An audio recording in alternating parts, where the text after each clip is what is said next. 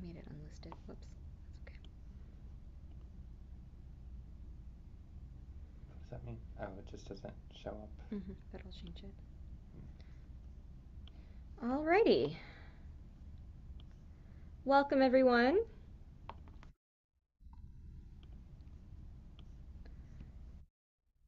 It's good to see that you're present, even though I can't see any of your other faces, except for Mark's. Glad to see Mark's face, at least. I felt bad. You brought chocolate the other week, and we were all like really tired and didn't make it in. That's okay. Well, I ate all of the chocolate in the world today, so I don't think there's any left. Jade and I were like, well, what kind do you like? We need to bring you some chocolate. Very dark. Ooh. Have there been any questions about Judaism or about this class or anything that have come up in the past week?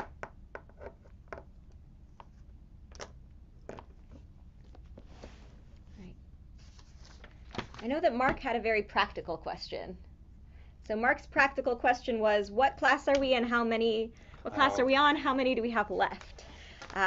So because the schedule has shifted so much, it's a little bit unclear, but today is class number 17 out of 19.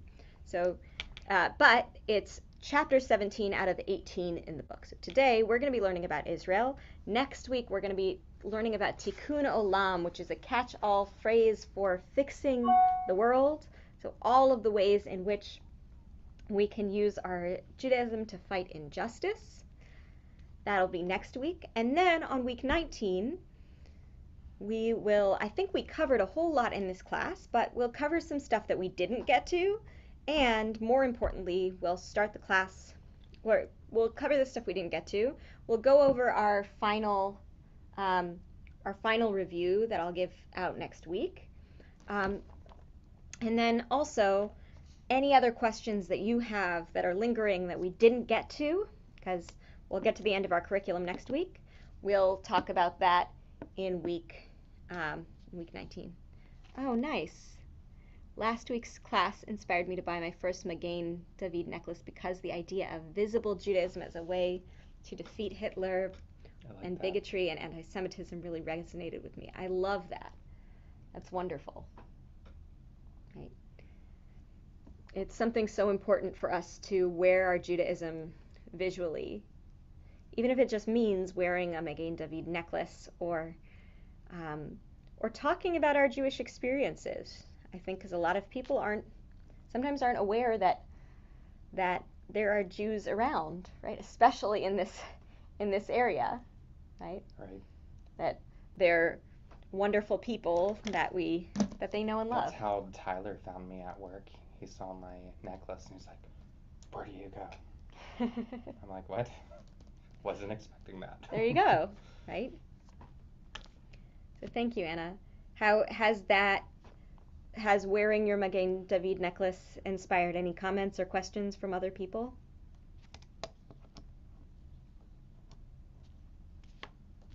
Not really. So I'm curious if any of that comes up. Yeah, it's pretty common. But sometimes, and what I've noticed sometimes is even with other Jews, in at least here in Shreveport, where it's not very common, but I've experienced it in other places, other Jews tend to be aware of seeing their friends who might not have worn a Magen David or a kippah before. They might notice it and ask. And so if that comes up, I'm curious to hear what the reactions are, if there are any. Hey, my neighbor saw my kippah on today and he's like, "Oh, it is a thing." Bye. You're done? Sure. Cool. Yeah, it was really easy because the one thing I didn't buy was granulated sugar.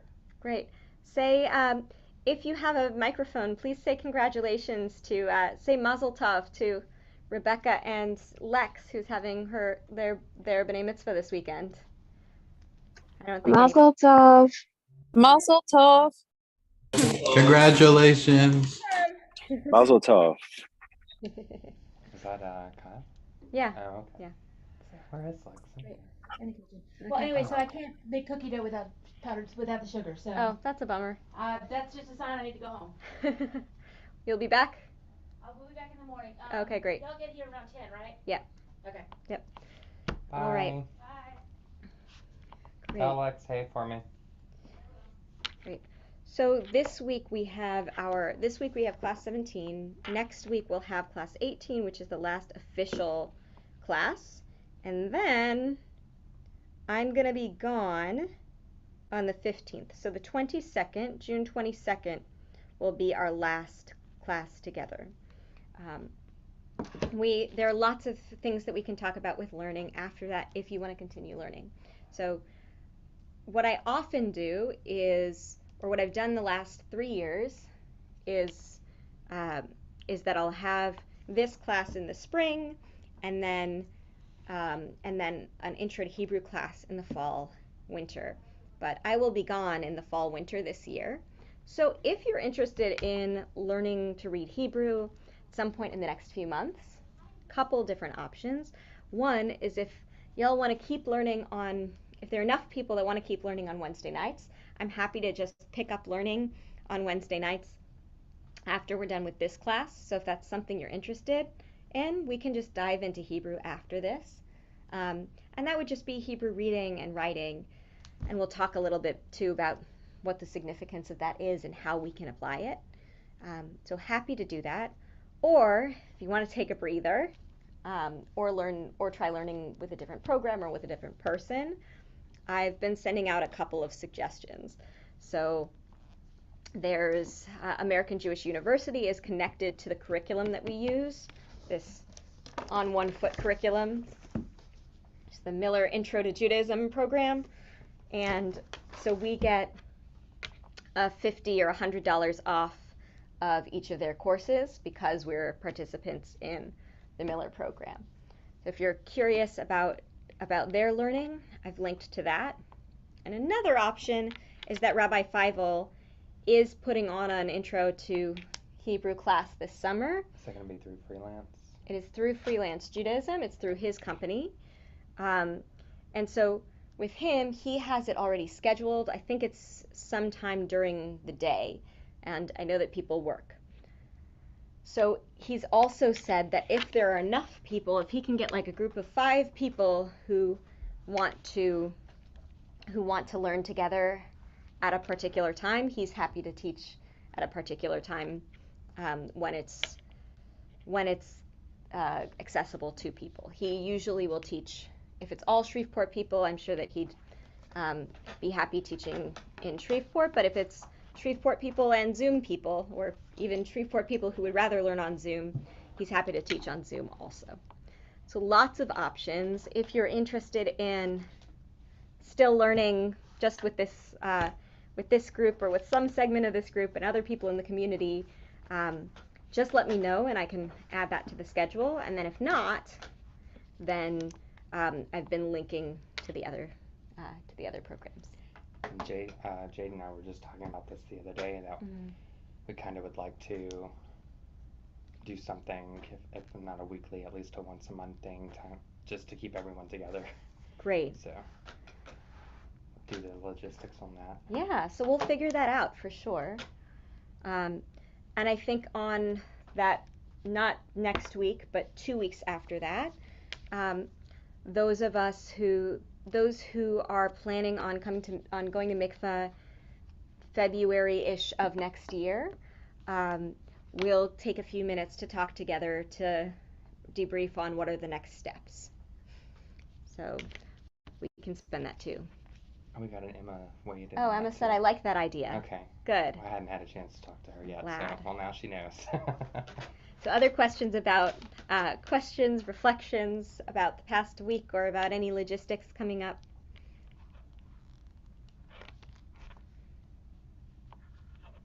Fantastic. All right. Before we go on to learning about Israel, to learning some straightforward history of Israel, I know it's not an easy topic to talk about.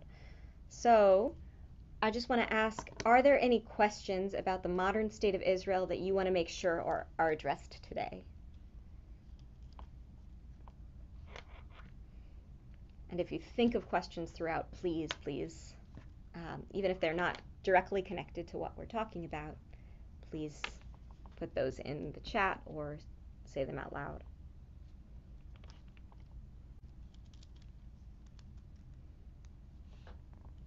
All right. So we're going to do a couple of breakout groups today because I find it easier to talk in smaller groups. Hopefully y'all are able to access microphone or to access chat with one another. What I ask today is that you both feel comfortable expressing your opinions and to be respectful of others' opinions. I think that we, in any group of more than 2 people or more than one person, we've got a lot of diverse ideas about what the significance of Israel is or is not. So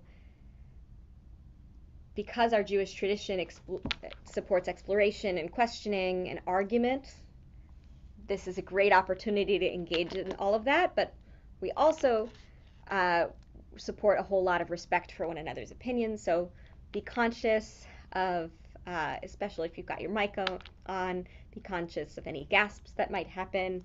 If you've got your camera on, be conscious of any eye rolls. But it is a thing that happens, and try to keep an open mind. So we're going to break everyone up into some groups. And hopefully this works. Hopefully y'all are able to unmute yourselves. For those who are not able to unmute yourself or who know that you're not going to be able to participate a whole lot, if you could message me, that would be great so that I know a little bit. I can guess, but so that I know how to put together breakout rooms.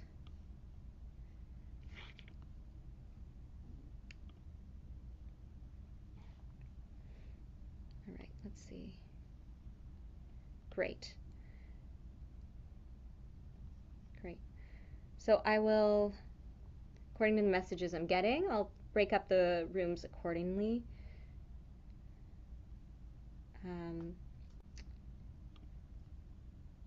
And say, so the big question, the first big question that we are going to talk about is, as a member or a friend of the Jewish community, I think everyone here we can safely call a member of the Jewish community,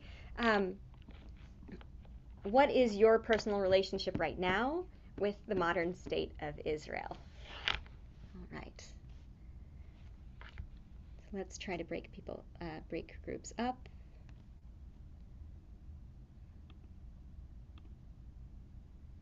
And Mark and I will hop in between groups as well. We're group hopping today. We are group hopping today. Exactly. I had to be lame at least once today.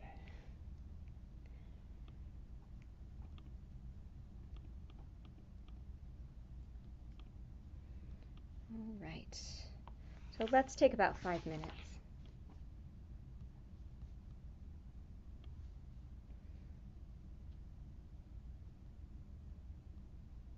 Let's start over here. That's fine.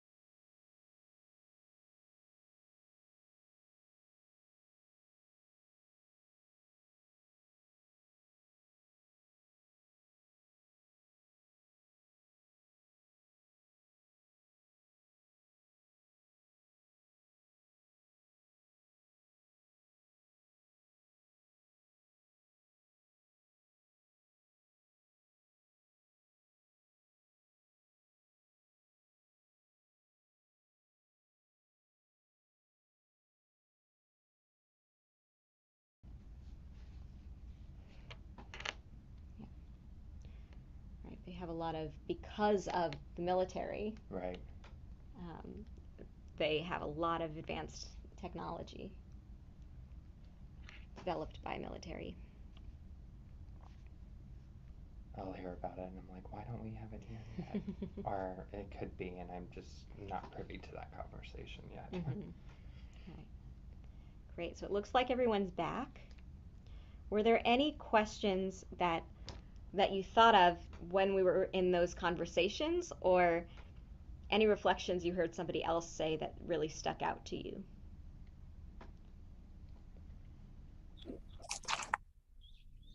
So I will start, if I may. Bryson had a really good point about the difference between the government and the citizens of Israel.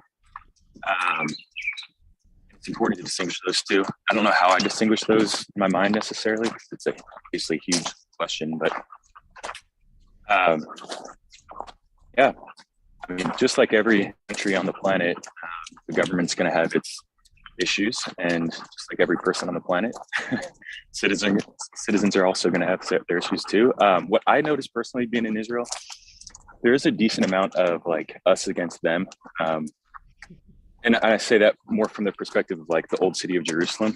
Yeah. A lot of the contention is centered around that.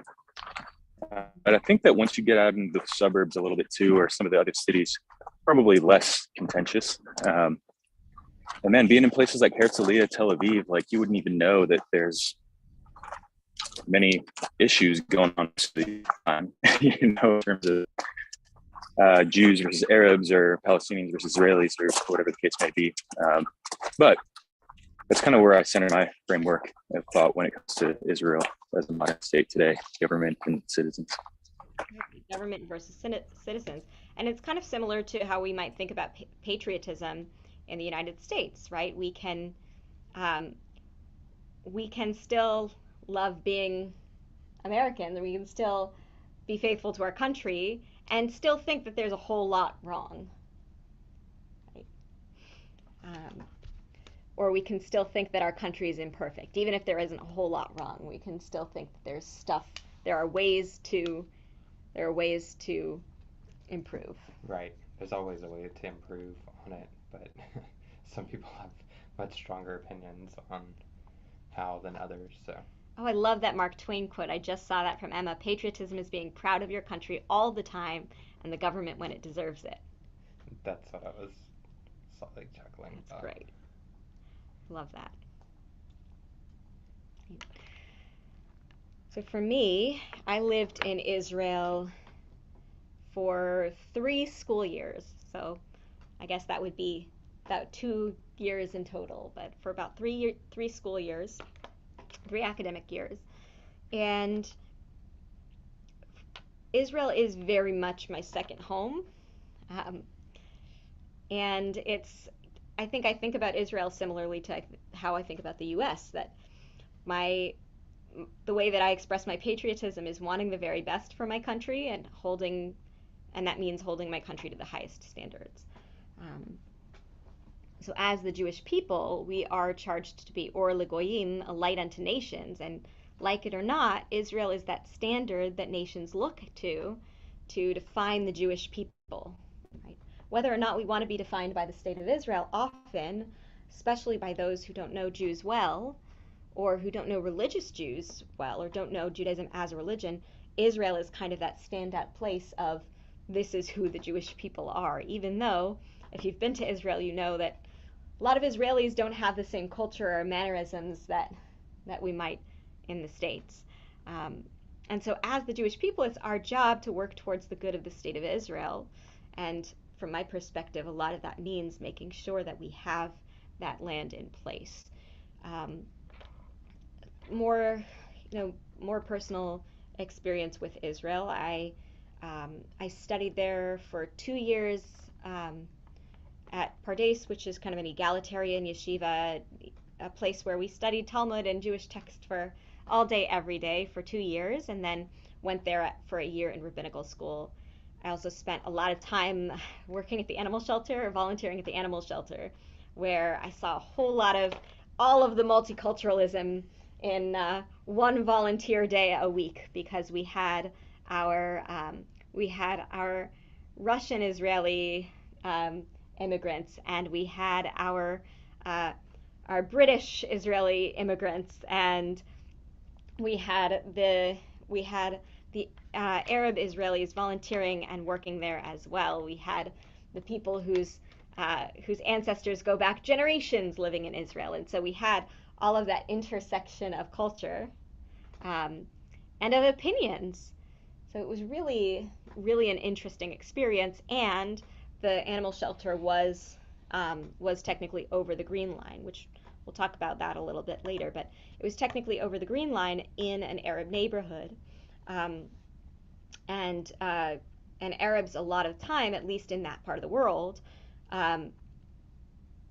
are notoriously anti-dog.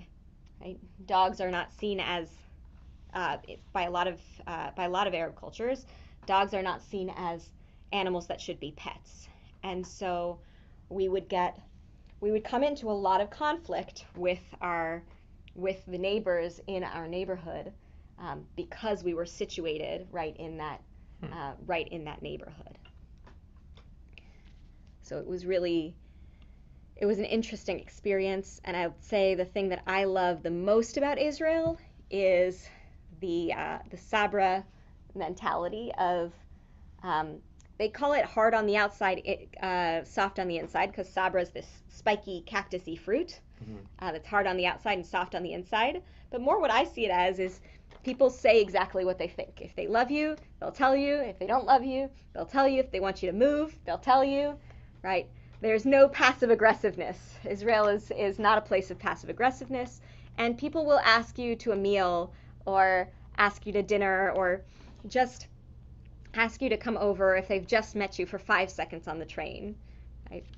So it is a place where people see each other as family because we're all in this neighborhood or in this country together, right? People see each other as family, and it's a place where we get to see Judaism in action, right? Instead of seeing the big Merry Christmas banners or the giant Christmas tree in the middle of town, we see on all of the buses it says Chag Sameach or Happy Holidays before all of the different holidays, right? Just on the, it'll say the bus stop number, and then it'll also say a Happy Holidays sign, right? Instead of a church on every corner, we have a synagogue on every corner. On Shabbat, depending on what neighborhood you're in, but in Jerusalem at least, and in some other cities, or many other cities, not much happens on Saturday, right? You'll see, or a lot happens on Saturdays, but you'll see people walking around and saying hello to each other. You'll walk down the street and hear a bunch of people singing in a synagogue. So it's really... It reminds me of a small town on a Sunday. Exactly, right? Cars don't drive on... People walk in the streets, and actually on Yom Kippur, it's the most interesting. Yom Kippur and Shavuot, I think, are my two favorite parts of living in Israel, because on Yom Kippur, people go to services on the evening before Yom Kippur, called Kol Nidre services. Everybody wears white, and even the secular families, that's the holiest day of the year, so even secular families observe in some way, and whether or not everybody is fasting, after services on Friday night, families all take their bikes out. So everybody rides their bikes, and everybody, religious families might not ride their bikes on Yom Kippur, but all the secular families bring their bikes out, and everybody walks their dogs, and everybody's out on the street. Wherever you are in Israel, everyone's out on the street talking to each other on Yom Kippur. Huh. And it's similar with Shavuot, which is this holiday that's coming up this weekend, where Shavuot, the custom is to study all night. And by studying all night, I mean studying all night. And so people go to different learning places throughout the night. They usually don't stay in one place the entire time. They'll usually travel to different yeshivot or different synagogues or different homes to learn Jewish stuff all night long. And so at least in Jerusalem, at 3 o'clock in the morning, you can be walking out on the street and bump into somebody else who's going to a different synagogue, right? It's not going to be an empty street at 3 o'clock in the morning on Shavuot. And then at sunset, or sunrise especially, you've got a whole crowd of people who are walking towards the old city to go to a sunrise service because they just want to go to their morning service and then go home and go to sleep. I'm looking forward to the sleep part. Right? So there are these moments like that that I think make living in Israel quite interesting. Do you have a question, Kyle?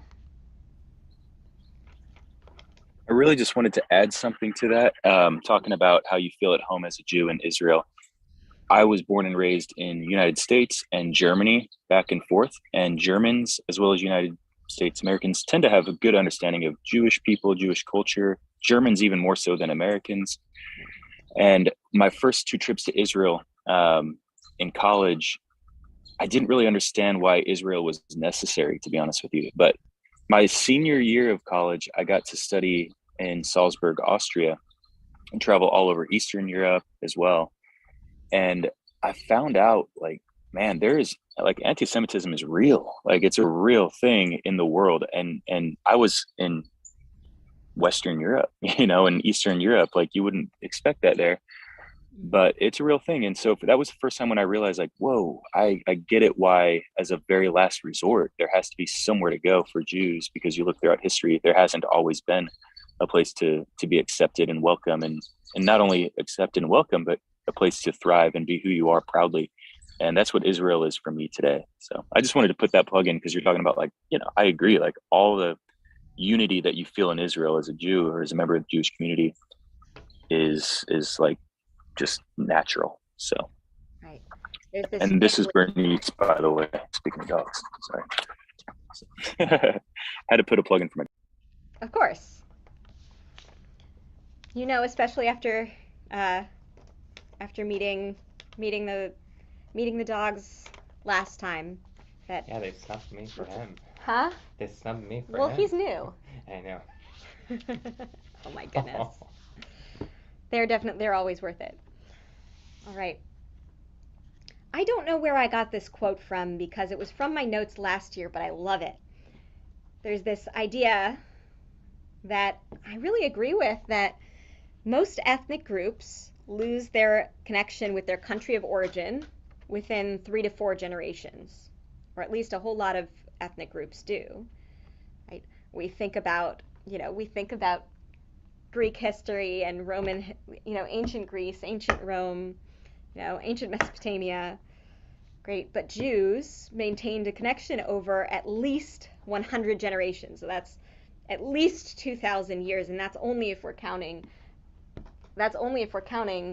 from the year 0. That's only if we're counting after everything in the Torah, everything in the Bible already happened. This can be attributed to the ways that Judaism ritualizes a connection to Eretz Yisrael, a connection to the land of Israel. So not only do we keep our rituals, but we still refer back to this land throughout all of our rituals. Right? So what are some of the examples of our historical and spiritual connection? And you had mentioned something about our Siddur. You had started mentioning our Siddur, our prayer book. Oh, specifically when we're doing the prayer for Israel? Yeah. Like towards the end of service? Right. So in services, we'll do a prayer for the state of Israel. We also mentioned, I think it was in our small group, that in a lot of our prayers, when we talk about Israel, we're not talking about, when we say Yisrael, we're not talking so much about the land of Israel, but often we're talking about us as a people. So Yisrael is the biblical name for the Jewish people, or for the people who would become the Jewish people. So it has 2 meanings, like identifying the people as a whole, but also identifying the area. Exactly. I would argue 3 meanings, but we'll get to that next. Okay, 3. Great. Any other ideas of our historical and spiritual connection to Israel that come to mind?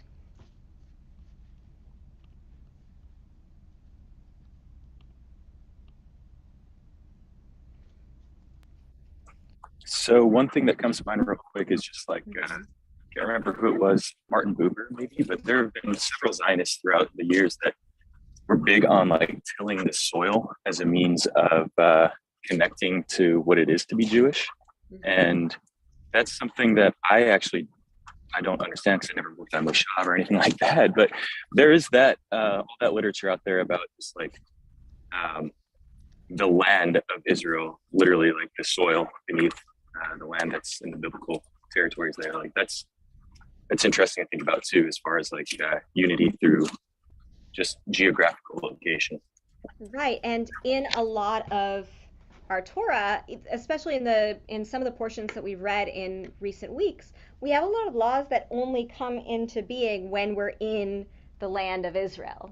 Right, the Shemitah year, which is every 7th year we keep our land fallow, or when we bake a significant amount of bread, we save a little bit of the dough and burn it.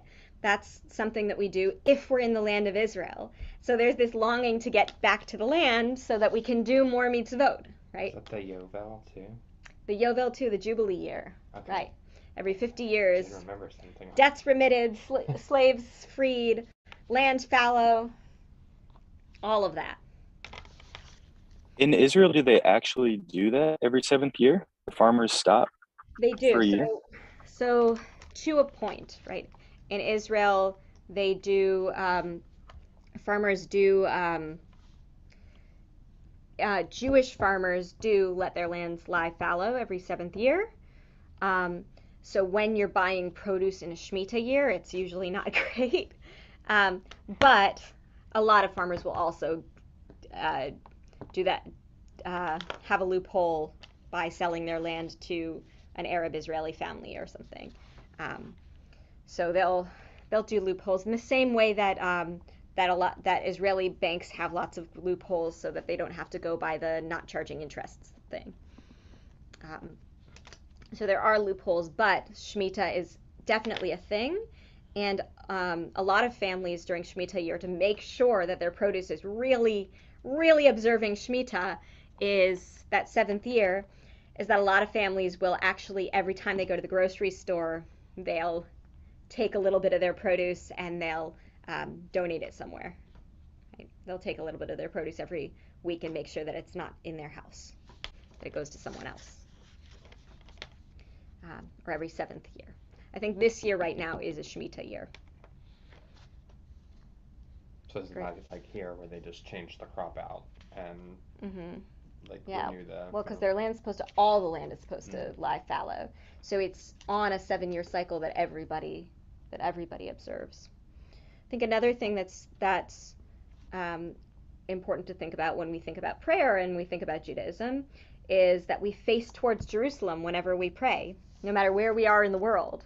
So it's fun when you get to travel somewhere totally different and figure out, wait, which direction? Because here it's always east, right? But when we went to Thailand, we were like, wait, I don't even know where Israel is in relation to Thailand, and had to figure that out wherever we were. And when you're in Israel, you face towards Jerusalem, so you have to figure out where Jerusalem is in relation to all of that. Right. I love how this book sets up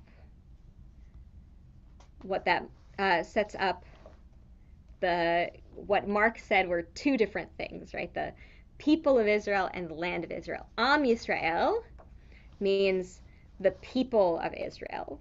So when we're talking about our prayers and when we're talking about who we are as a people, we are Am Yisrael. We are called the people of Israel. That's us, everyone who's Jewish. Eretz Yisrael is the land of Israel. And as Kyle said, for a lot of people, the significance of the land of Israel is just that there is that land of Israel, of just being there. This is the land where our ancestors throughout Tanakh walked and ruled and had it. This is where all of our lore comes from. This is where we can practice our mitzvot. Some of the mitzvot we might not be able to do here, right? We can leave the corners of our fields and we can keep that little extra bit of bread, right? That's one of the reasons some people will choose to move to Israel, is so that they can do more mitzvot. Right? Medinat Yisrael is the state of Israel, which is something entirely different, sort of entirely different, right? Medinat Yisrael is the idea that we as a Jewish people not only live on the land, but we have our own state, we have our own nation in Israel. Some of the benefits of that might include, we'll talk about historically. Last week we spoke about the Holocaust. So most directly, the land of Israel gives us a safe space for Jews to be. Right?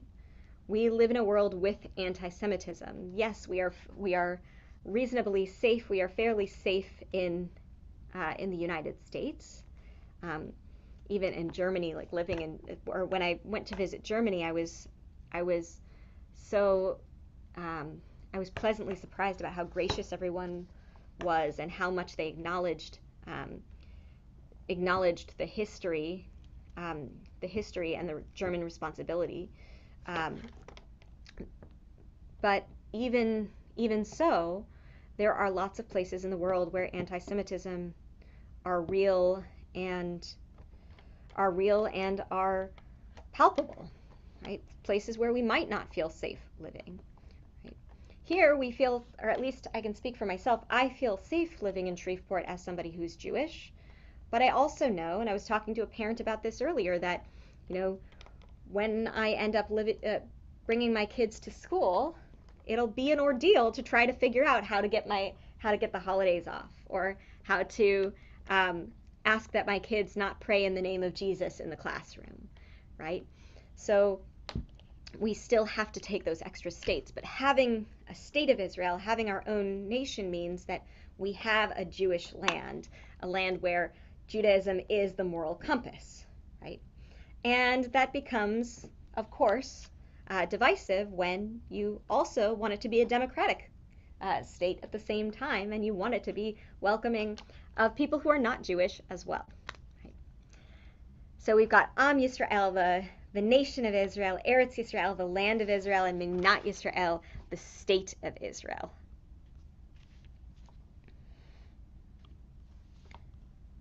But before we get to the history, I know that it's taken a while to get to the history, but before we get there, I want us to go to Israel's national anthem, Hatikva. And we'll sing it together in case you've heard it before. Singing on Zoom is sometimes difficult, but we can try. And we'll sing the national anthem together. As we're singing, I invite you to look at the English. What page is it in the new book? 237. Page 237, if you've got the book in front of you. We'll sing it together, and then I'd like us to talk about Hatikva is the hope, quite literally.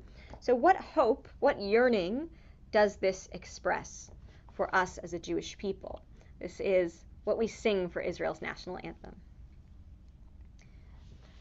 Kol od balevav penima nefesh Yehudi homiya ufate mizrach kadima ayin letzion Sophia od lo avda tikvatenu hatikva bat shnot alpayim Liyotam chofshi be'artzeinu Eretz Zion v'Yerushalayim. Liyotam chofshi be'artzeinu Eretz Zion v'Yerushalayim. Did we do this during Saturday service? We use this tune during Saturday services. Oh. For a different prayer. It sounded familiar. I was like, wait a minute. Do we use the melody for a different prayer? Right. Some people find that very patriotic. Some people find it offensive that we're using the national anthem tune for a different prayer. No, it helped me connect a little. Yeah, it's an ideological thing depending on what synagogue you're in. Okay. But the big question is, looking at the English, I'll try to zoom out. Looking at the English, what yearning does this express? What are we hoping for?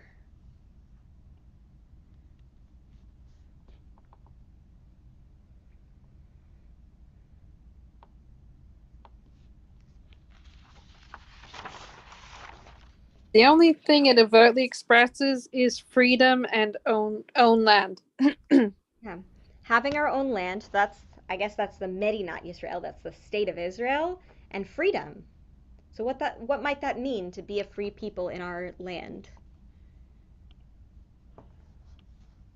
Well, it's like when we do the prayer for the state of Israel, we ask, well, in it and in the prayer for the country, for there to be, for us to know no more war. So this is not just a freedom thing, but for a peace, or a agreed upon way to coexist with everyone. So coexistence, right? That we're not worried. We spoke about it during services this weekend on a completely different topic, right? We spoke about that idea of feeling like we're chased all the time without any pursuers. I think there's that idea of many people who live in Israel that they don't know when the next attack is going to happen, no matter where you're living in Israel, no matter what your heritage is, right? There's that fear all the time that's underlying, right? Everyone knows somebody who has died either in war or in a terrorist attack, on all sides, And so what part of what it might be to be a free people in our land is to not have that kind of fear. And not just for us not to have that kind of fear, but for everyone living in that land not to have that fear.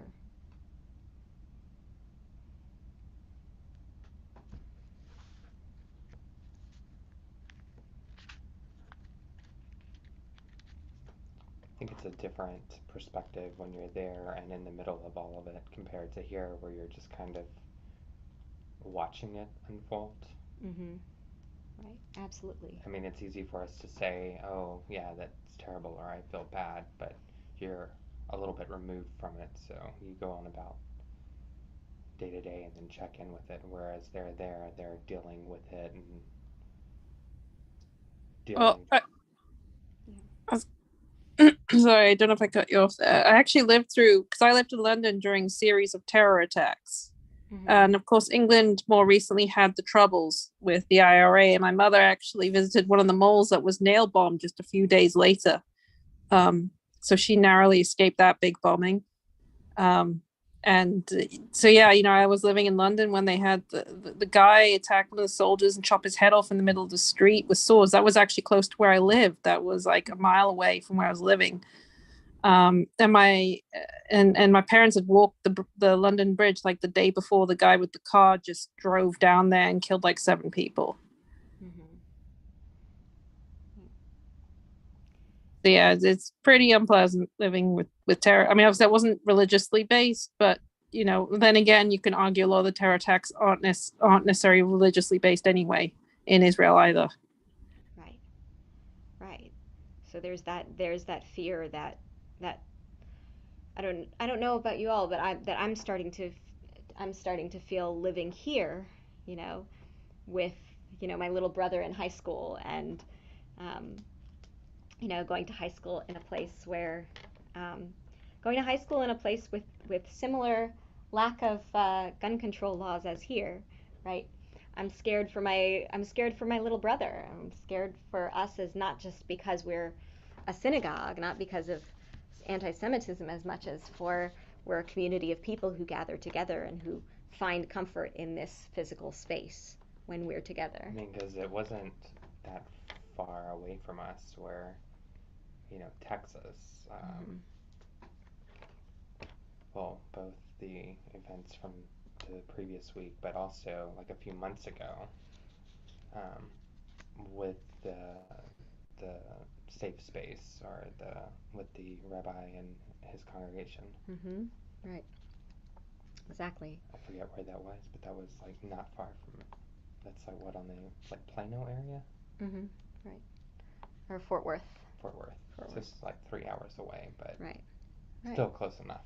Close enough. It's always close enough. I think one other totally different thing that we often think about Israel for is that there's a notion. Remember, we talked about last week about the afterlife. There's a notion that one notion of the afterlife is that when the Messiah comes, or when the Messianic era arrives, in whatever form, that all the Jews are going to end up in Israel, and we're all going to party it up in Jerusalem, right? And so when we talk about looking to the east and we talk about Zion, that's one of the things. And part of it is that Messiah, Mashiach, literally means the anointed one. So the Messianic age might not be the age of perfection we like to think of spiritually. I hope it is, but but in its most literal biblical form, when Messiah comes, all that really means is that we have a king of Israel who is descended from David, right? Who's descended from King David. In a biblical sense, that's all we've got, but we've expanded from there. So another significance of Zion of Israel. All right. So I'm not sure what everybody's experience is with the land of Israel, but I'd love, for those of us who have had experience in Israel or who have been there, for us to take a little bit of a tour of where all of these different areas are. I don't know if anybody's better at geography than me, but any ideas of where any of these places are in Israel? Is Tel Aviv in the middle? Tel Aviv is... I mean, it's more of the travel area, right? Right. This is the sea Okay. here. So Tel Aviv, I'm guessing Tel Aviv. You know what? I wrote this in my book because I have zero ability to look at a map, even though I've looked at this map 10,000 times. Here we go. I've got all the answers. Now Mark can see all of them. But yes, you're right. Tel Aviv is in the middle and it's on the coast. So Tel Aviv, which Kyle mentioned, is kind of the secular capital of Israel. Right? That's going to be a place where that's going to be the artist's place. It's kind of the cultural center of Israel. Similar Great. to New Orleans to Louisiana. Right. Okay. New Orleans to Louisiana is a great comparison, right? Of Tel Aviv to Jerusalem, right? Right. The people in Tel Aviv think that the people in New Orleans think the people of Shreveport are nuts. The people in Shreveport think the people in New Orleans are nuts. It's similar with Tel Aviv and Jerusalem, absolutely. I'm just gonna go with it. Mm-hmm. Right. Great. So I can explain a little bit. So we have Jerusalem is here. Jerusalem, there is, depending on who you ask, the capital of Israel is either Tel Aviv or Jerusalem. To Israel, the capital is Jerusalem, both for religious reasons and because that's where the Knesset is. That's where their legislature is. The Knesset, the legislature of Israel, is set up a lot like, actually set up exactly like British Parliament. So same structure, same party structure, same voting structure. Right. So we have here, we talk about so much about the Gaza Strip in the news, but it's quite tiny. So the Gaza Strip is here. The Gaza Strip is the Gaza Strip and the West Bank are often talked about in one breath, but they're quite different culturally. The Gaza Strip is currently ruled by Hamas, which is an organization whose one of their stated goals is for the destruction of Israel as a state, and they tend to be quite a lot less economically stable than the West Bank, because Hamas is more militarily focused than focused on citizens. Israel still provides some utilities to Gaza and to the West Bank. West Bank is complicated, and in the Gaza Strip, you don't have anyone Jewish living in the Gaza Strip. In the West Bank, it's a little bit different. In the West Bank, there are some places, especially those places kind of around this area near Jerusalem, where Jews either have set up settlements or had pre-existing settlements before the West Bank was set aside before the Bank was set aside as an Arab territory. And so the West Bank, some parts of the West Bank we can get into. If we're Israeli citizens, some parts we can't. So as American citizens, we can get into pretty much everywhere as long as we have the right papers. One of the conflicts is the difficulty of getting back and forth between Jerusalem and the West Bank, especially because part of the West Bank is East Jerusalem, which is just connected to the city of Jerusalem, right?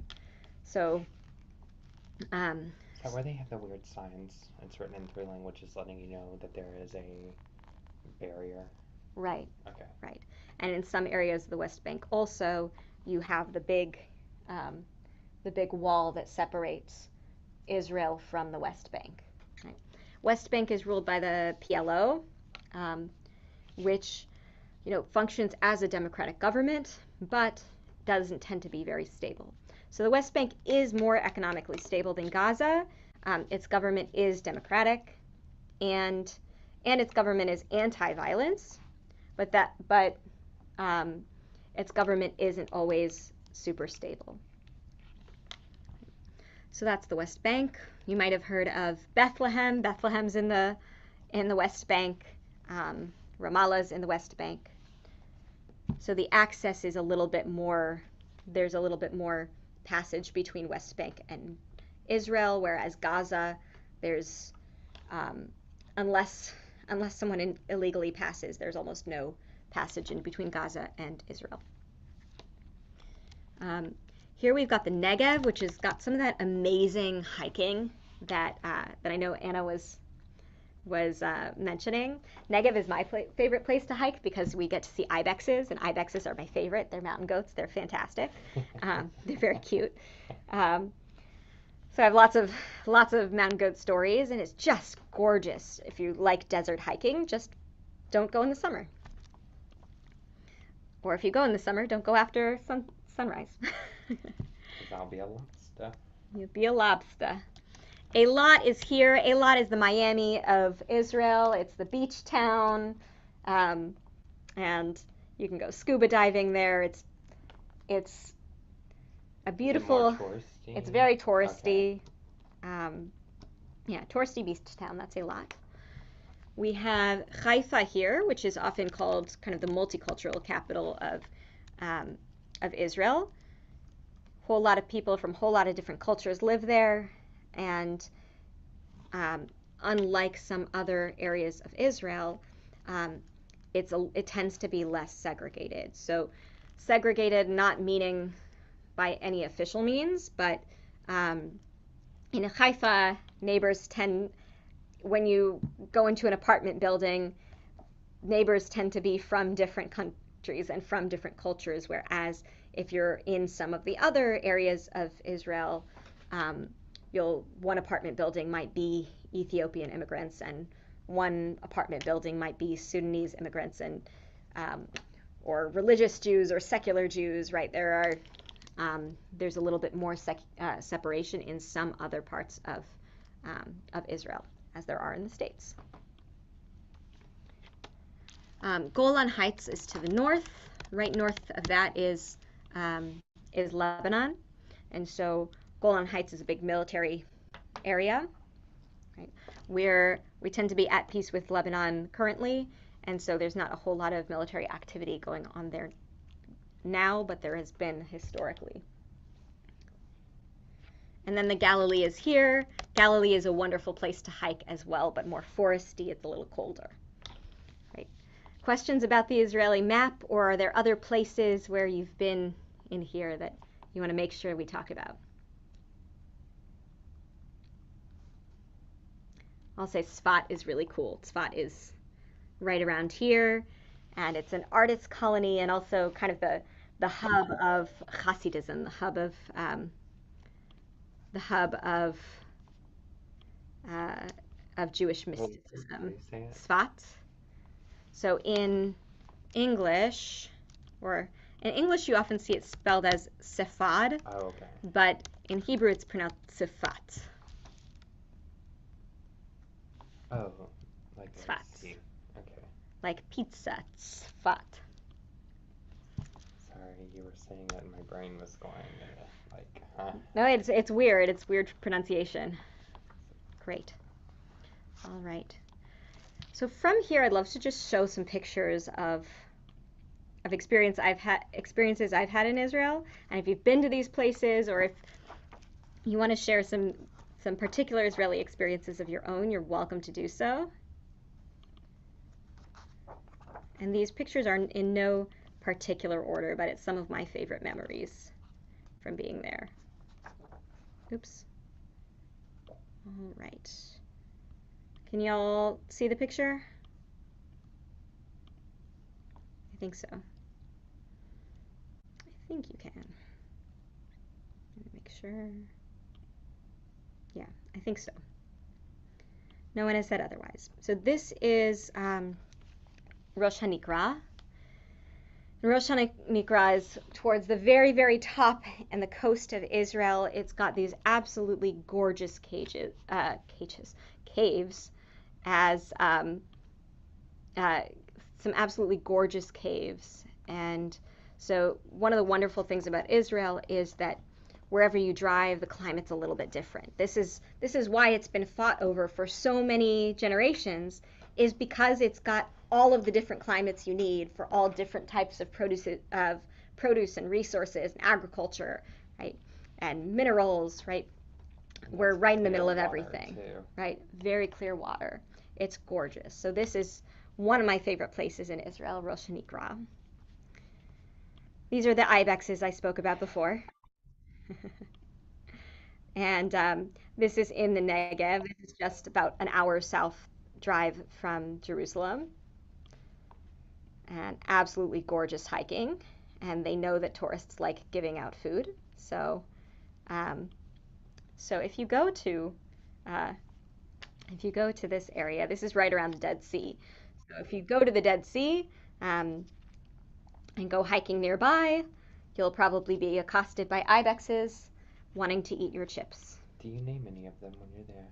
Name any of them? Mm-hmm. I don't think I spend enough time with them. I spend enough time with the animals or with the dogs who I get to name.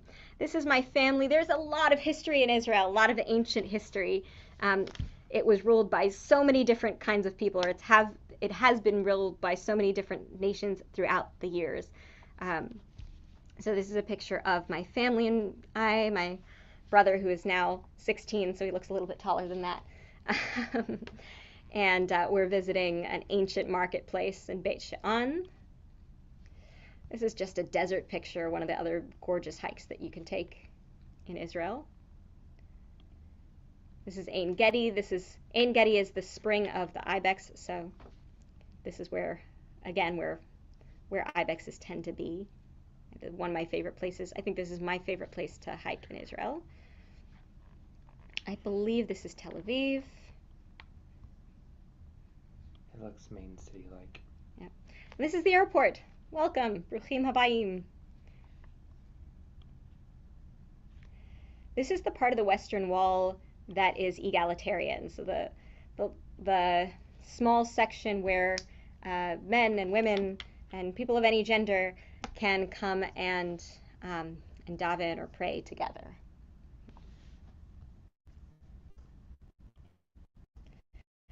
This is a festival in a kangaroo. There is randomly an Australian zoo in the middle of Israel where you get to pet kangaroos. I guess I have that too. This is a picture of the Knesset. So this is, again, the legislature. And like many legislatures, when it's a boring day, not many people show up. Or some of the people who are there are playing on their phones instead of, voting. This is Lag BaOmer, which is a holiday we just had a couple weeks ago. It is celebrated in Israel through giant bonfires. So this is just outside of my apartment window. These happened everywhere on Lag BaOmer. People would just create giant fires and roast marshmallows and meat over the fire and sing songs. And finally, this is my brother and I again, on a camel this time, just because it's fun and there are camels. And a lot of people from different cultures who live in Israel will travel on camels and on donkeys. So if you're in a park or if you're driving along a highway, you'll often see kids with their donkeys or kids with their camels walking around or riding quite around. happy to show off. Yes, well, that's that one's job. Oh, okay. He hangs out at the intersection from the highway to the Dead Sea, and his owner makes his living by having tourists ride on his camel. It's a very happy camel, hopefully. Right. Questions about all of these Israel pictures? Great. All right.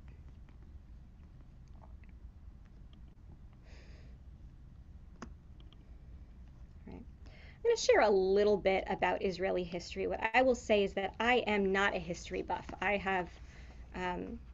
think I've mentioned that before. It is not my forte, but I'll read a little bit of an explanation that I found to be really helpful. It's not letting me use view in 2 pages in the way that I'd like, so I'll try to scroll around when in a way that makes a little bit of sense. Right.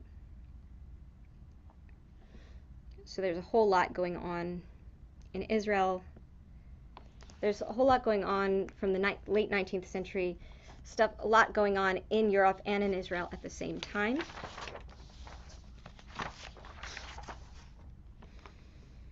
So I'll start out with the question of how did a religious longing for Zion become a political movement for building a Jewish state? Zionism emerged in the mid-19th century among Jewish intellectuals. Surprisingly, not so much among religious Jews, but really among Jewish intellectuals, drawing upon other forms of European nationalism. These were people who were living in places like Germany and France where they were being emancipated, but they were becoming citizens as long as they weren't too Jewish, right?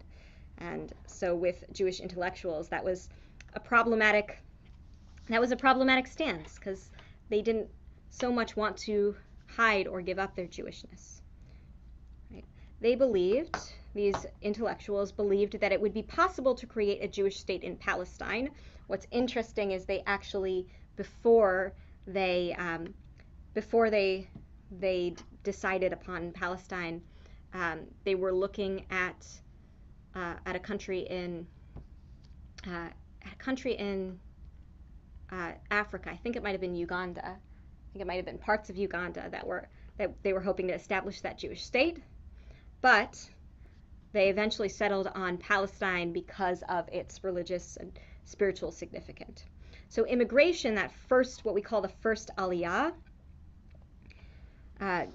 began really in the 1880s with the upsurge in anti-Semitic violence, especially in Eastern Europe. So you had both Eastern Europeans who were highly educated but were experiencing that anti-Semitic violence, and also a few of the intellectuals of Western Europe as well. Zionism is the belief that the Jewish people is entitled to the state of their own, just like any other people. While Jews longed to return to the land of Israel for 2,000 years, modern Zionism as a political movement began in Europe in the 19th century alongside the birth of other nationalist movements. So if you've studied art or music, you know how in that late 19th century, I was talking about this with Fievel today,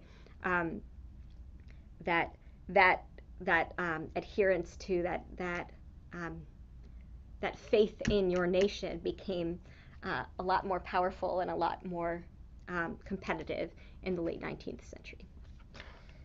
Also in the late 19th century, we have Theodor Herzl, who emerges as this figurehead of Zionism. He is radicalized on the question of a Jewish state by the Dreyfus Affair. We see that here, right? Where in the Dreyfus Affair, there is a Jewish general or a Jewish army official who, French Jewish army official who is really covered negatively by the media and is murdered, and the news is all over Europe, and Jews feel that wave of anti-Semitism. So Herzl's pamphlet, The Jewish State, and the first Zionist Congress that he convened in 1897 marked the launch of the official Zionist movement, and then immigration continues to increase in the start of the 20th century with the second Aliyah. And a lot of these aliyot you're seeing here are start out with kibbutzim, which are little parcels of farmland that these young Jews are bringing together to create. And remember that a lot of socialism began with Jews, and so these are little socialist communes that are going, socialist agricultural communes that are being established throughout Israel. This is what the author was talking about, being on a kibbutz and everyone having to take part and do a little something, and right. The author was not an outside person or one that from New York that doesn't typically get dirty or do these things, so everyone was kind of like, oh, look at the prima donna or whatever. Right. Everyone is involved. Everyone has a job. No one has an individual income. They all take part. Kibbutzim have changed a little bit, actually have changed a lot since then, but these were really how the modern secular notions of Israel and notions of Zionism were created. Also in the 1880s, fun fact, Eliezer ben Yehuda was the father of the modern Hebrew language. So in the 1880s, people were coming to Israel from all different areas, including people who had been living in Israel, Jews who had been living in Israel for a long time. And so Eliezer ben Yehuda said, well, we're all speaking different languages. The one language that we all have in common, at least kind of, is Hebrew, at least from our prayer language. And so he created the first modern Hebrew dictionary. He raised his children speaking only Hebrew, so they couldn't really communicate with anybody other than their parents and their parents' friends, their parents' intellectual friends, for a very long time, because people didn't speak Hebrew regularly back then. But he created what we now know as modern Hebrew. So people didn't speak to each other in Hebrew until that time, until the 1880s. And of course, if anybody has questions throughout, please let me know. So before the modern, it was just strictly...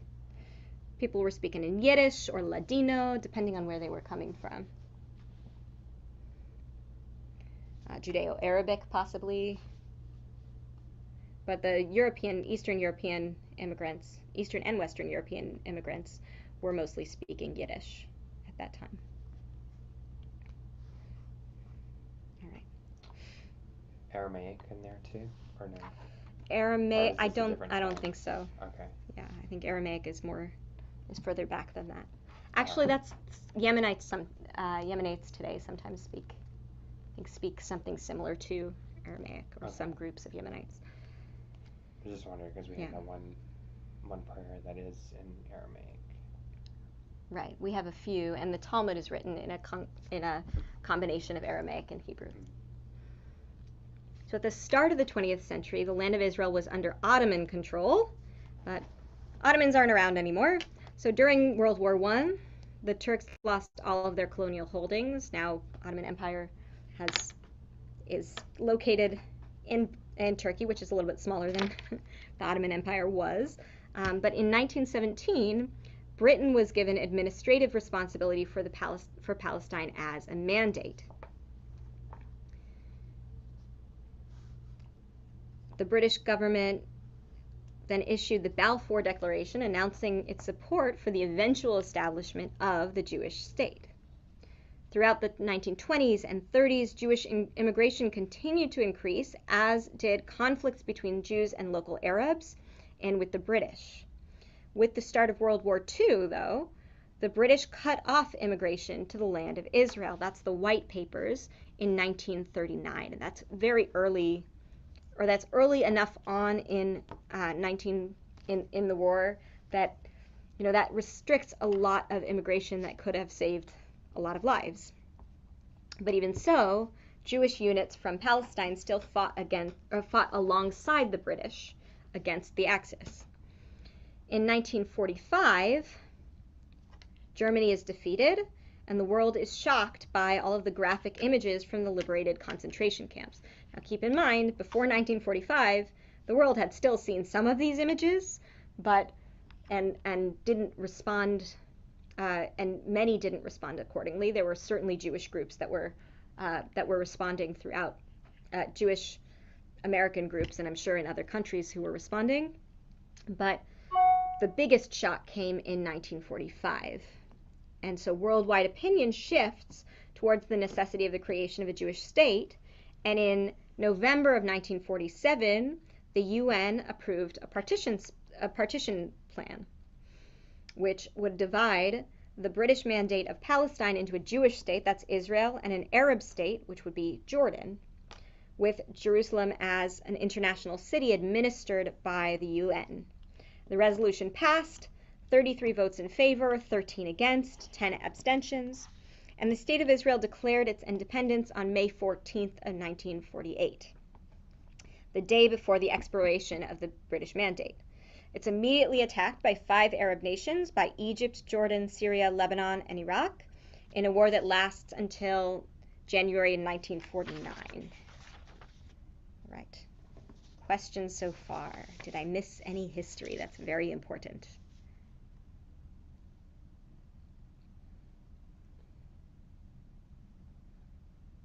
Great.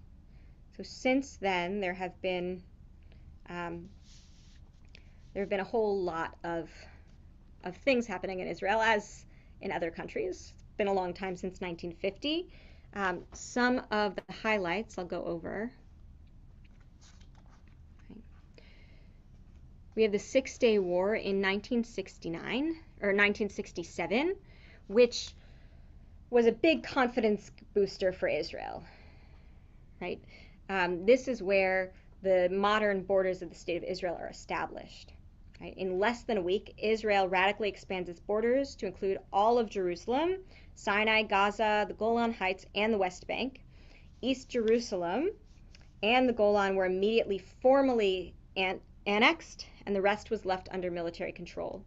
In the era since 1967, the political conversation in Israel has centered on whether it's possible or advisable to return some of that acquired land in exchange for peace. So good to know also that in 1973, just a few years after the Six-Day War, Israelis were very confident after the Six-Day War. In 1973, Israel gets very close to defeat, and there's a whole period in the 70s of a whole lot of depression and fear in Israel, right? Because there was such a reversal in opinion after 1967. Since the early 1990s, with the Oslo peace negotiations led by Yitzhak Rabin, there has been extensive discussion about the end of Israeli control over the West Bank and Gaza and the establishment of an independent Palestinian state in that territory.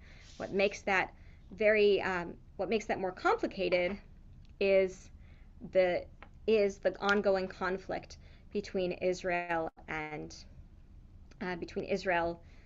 especially Gaza, but also certain groups in the West Bank as well, right?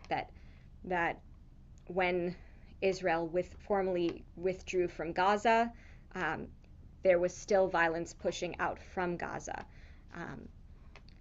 into Israel. So that didn't ameliorate anything, which is why there's a whole lot of tension. One of the reasons why there's still a whole lot of tension about what to do with that land that, even though it's declared to eventually become controlled by the PLO in the Oslo Accords, even so, Israel has not yet given that land over and is also considering building new Jewish settlements in that area as well.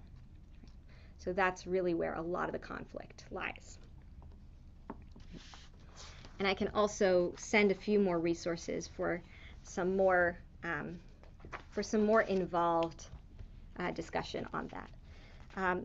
I know that, of course, per usual, I am running a little bit later than what I was planning on, than how I was planning. So before I go on, any big questions, reflections, parts of history that I left out that are important? What was the Yom Kippur War? Yom Kippur War, I believe, I want to make sure that I'm right about this, but I believe is with Egypt. I think Egypt attacked on in 1973 on Yom Kippur, with not a whole lot of knowledge, foreknowledge by Israel.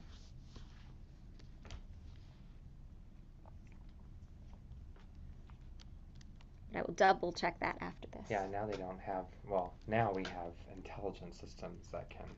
Well, they've always had pretty, whatever the time is, they've always had pretty advanced intelligence systems, which is why they produce so much technology, is a lot of it is for military purposes.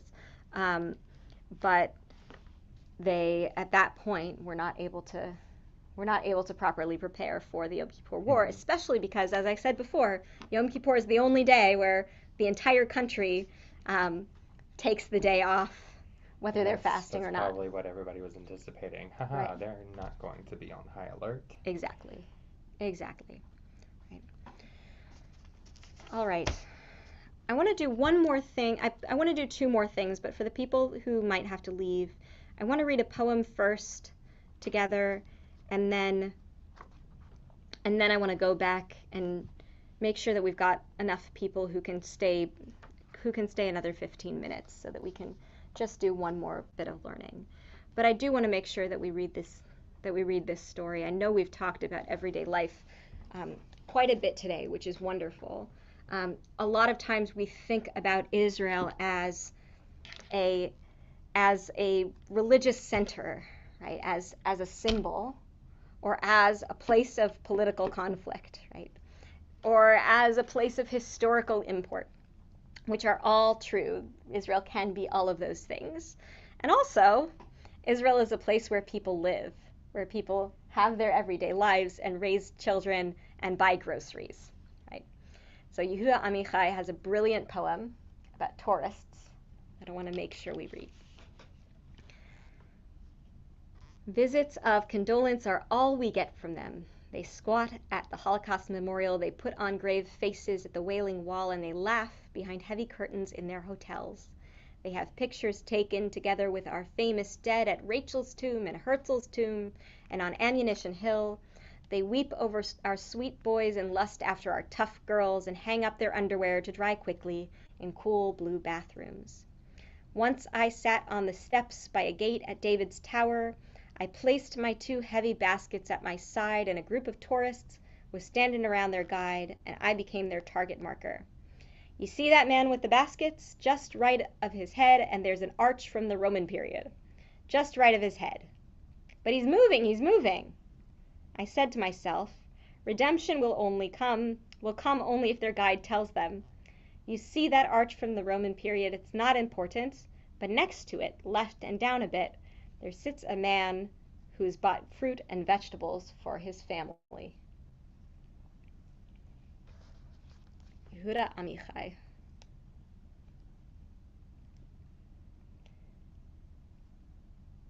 So we think back about, I think, what someone here in this room had spoke about earlier, that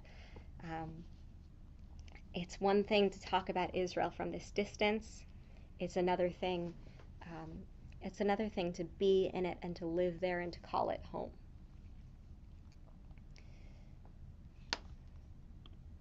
So two things that we could do now. Either I really want to look over the Israeli Declaration of Independence and to ask the question of what are the goals of the State of Israel, and also have those, what do we wish for the present and future of the State of Israel after looking at that Declaration of Independence. I'd love to get some indication. Are there enough people here who would be able to stick online for another 15 minutes or so? Okay. Anna says yes. Kyle says yes. You able to stick around? All right. Great. Yeah, I'm done with statistics. Fantastic. Wonderful. So we'll keep going just for a little bit. And I'd love for us to read on our... Is there any water in the library? In the social hall, yeah. Yeah, I'm going to go grab some real quick. Great. So what I'd love for us to do is if you have the textbook or if you have the text on your computer, I think we'll read on our own this time. We'll read the Declaration of the Establishment of the State of Israel. And I'll write 3 questions in the chat here. So our 3 questions are going to be, 1, what are the goals? Actually, 2 questions. What are the goals of this new State of Israel? And 2, what do you wish from everything we've spoken about today?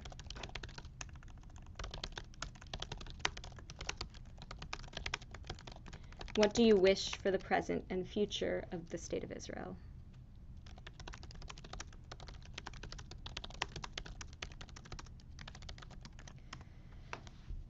So we'll read the Declaration of the Establishment of the State of Israel, and of course, if there are any lines that stick out to you, any questions that stick out to you throughout, write those down as well.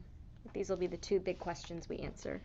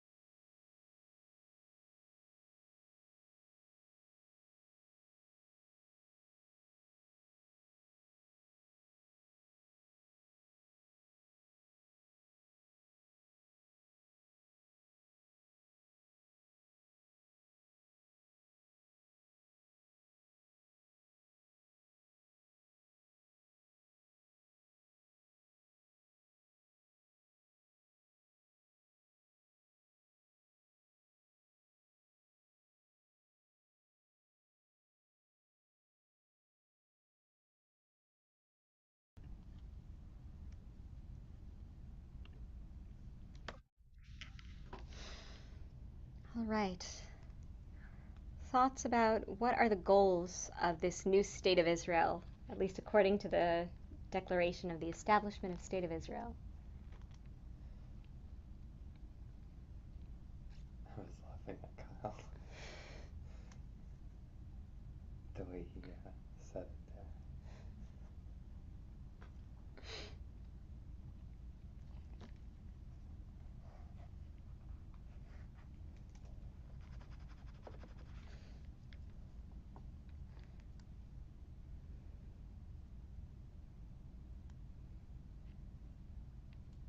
What are some of the reasons why it's established, and some of the values that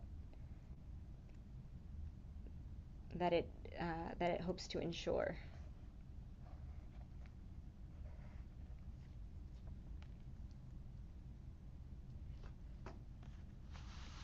So they established that it's open for Jewish migration and gathering of. They're basing it on freedom, justice, and peace. Great. Freedom, justice, and peace, a place of Jewish ingathering, a safe haven for the Jewish diaspora globally, and established in part as a response to the Holocaust. Absolutely. And they're basically there to rally or stand up to make a more unified state. Mm-hmm. Right. Because up until this point, there had been the British mandate that loosely promised this happening at some point in the future, but the Holocaust was really that event that propelled the UN to approve it. And Jade says that all Jewish people can have a safe place to call home. Absolutely. Values are based mainly on peace and helping Jewish exiles. Right? Keeping in mind, though, that in addition to helping Jewish exiles, there's that line, it will ensure complete equality of social and political rights to all its inhabitants, irrespective of religion, race, or sex. It will guarantee freedom of religion, conscience, language, education, and culture. It will safeguard the holy places of all religions, and it will be faithful to the principles of the Charter of the United Nations. So not only, according to this declaration, not only are we protecting the rights of the people, of the Jewish people, but also of anyone irrespective of religion, race, or sex. And that's a biggie too, is that Israel has a whole lot of women in high positions or in important, prominent positions starting from the very beginning. Part of that was because in kibbutzim, everybody's got an equal role in those communes. Everyone's got an equal role, and so that culture, and in a lot of the similar with a lot of the European intellectualism of the 19th century, a lot of the salons, a lot of the places where intellectuals would gather were run by women. Great. So what do we hope? What are our hopes and our wishes and our goals for the present and the future of the State of Israel, knowing what its intentions and goals were from the very beginning?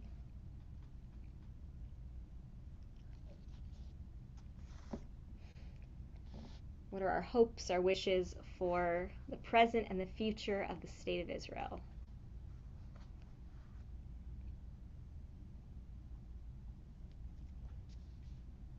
Well, I think we said it earlier, hopes for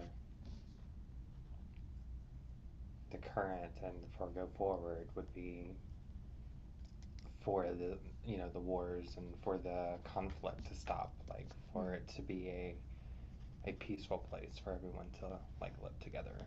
Great. For the conflict to stop, for it to be a peaceful place. And it might not always be peaceful between people, but at least that it's a physically peaceful place, Right, and you don't have that there to worry isn't that about physical violence. being there and, sirens going off or something else happening. Right, safety, because when you live in Israel, like you said, sirens going off is a thing. Living there, it happened all the time, where we would know to go into the basement and we only had 15 seconds. And thank God that we had the Iron Dome to protect us, but it was scary. So really, you had 15 seconds from when it went off That's the what they drone? tell us. I Yeah. would imagine it's probably a little bit more than that, but that's the minimum. Oh, wow. Right. Talking about an adrenaline rush there. Yeah. Sometimes in playgrounds also they'll have some of those shelters. Hmm.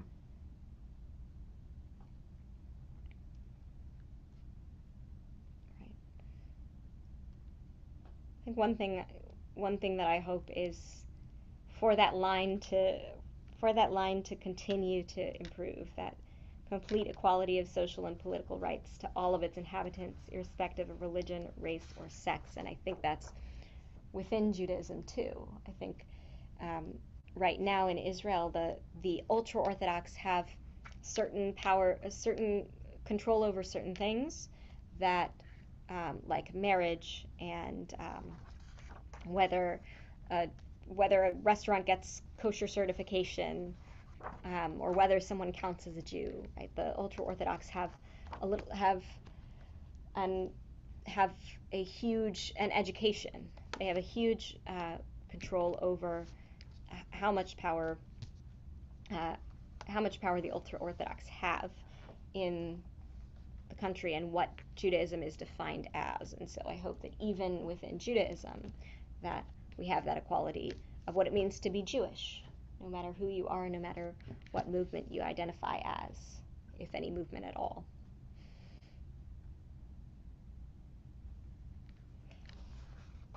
And also that we look at Israel, that from all sides we look at Israel as a country, right? As a country with things that are magical and wonderful and make it home, and things that we need to improve, because what country doesn't need improvement? Right? That people on all sides of every discussion about Israel comes to the discussion with that understanding that it may be a place of great religious significance, but it also is a place like any other democratic country. Great. Right. Moving closer, I love that. Living up to the ideal of equality and good neighborliness, absolutely. And moving closer to that place where there is peace. I like that, that moving closer to that space. Maybe, maybe small steps are what we need to get there. Small steps as long as you're moving forward. Small steps forward, not backwards. Yes. I love that. All right, well, thank you for learning with me tonight. Next week we'll learn about Tikkun Olam. Next week will be a happy week.